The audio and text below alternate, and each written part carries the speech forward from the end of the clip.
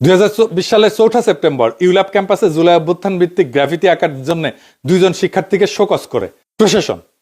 এই ঘটনায় বিশ্ববিদ্যালয় কর্তৃপক্ষের সিদ্ধান্তের প্রতিক্রিয়া ইউল্যাবে বেশ কয়েকটা দাবি নিয়ে আন্দোলন শুরু করে শিক্ষার্থীরা। চাপের মুখে পড়া ভিসি ইমরান সেই নোটিশ প্রত্যাহার করতে বাধ্য হয়, কিন্তু ট্রাস্টি বোর্ড পুনর্গঠন এবং কুখ্যাত ফ্যাসিস্ট লেসপেন্সার ভিসিকে কখনোই অপসারণ করা সম্ভব হয়নি। আপনি চিন্তা করেন, গণ অভ্যুত্থান পরবর্তী সময়টা তাদের জন্য বৈরী।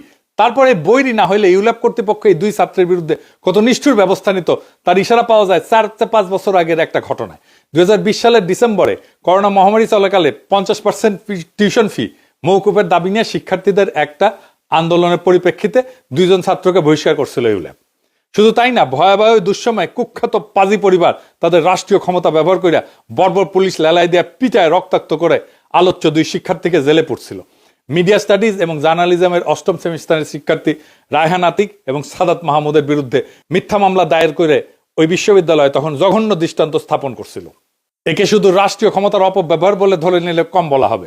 এমন আচরণ মানবতা বিরোধী অপরাধের পর্যায়ভুক্ত। এই 2 শিক্ষার্থী জামিনে বের হওয়ার পর তাদের শারীরিক এবং মানসিক যন্ত্রণা, মামলা মোকদ্দমার পেছনে ঘোরার কষ্ট এবং সামাজিক গঞ্জনার বেদনা সইতে না পেরে এদের একজন সাদাত মাহমুদ কয়েক মাস পর আত্মহত্যার পথ বেছে নিয়েছিল। সাদাত মাহমুদের বন্ধু, আত্মীয় স্বজন, পরিবার যারা আছেন, সাদাত আহমেদের আত্মহত্যা নিয়ে, তাকে আত্মহত্যায় প্ররোচিত করা নিয়ে আপনারা মামলা করেন, আমি ব্যক্তিগতভাবে এই মামলার খোঁজ খবর নেব।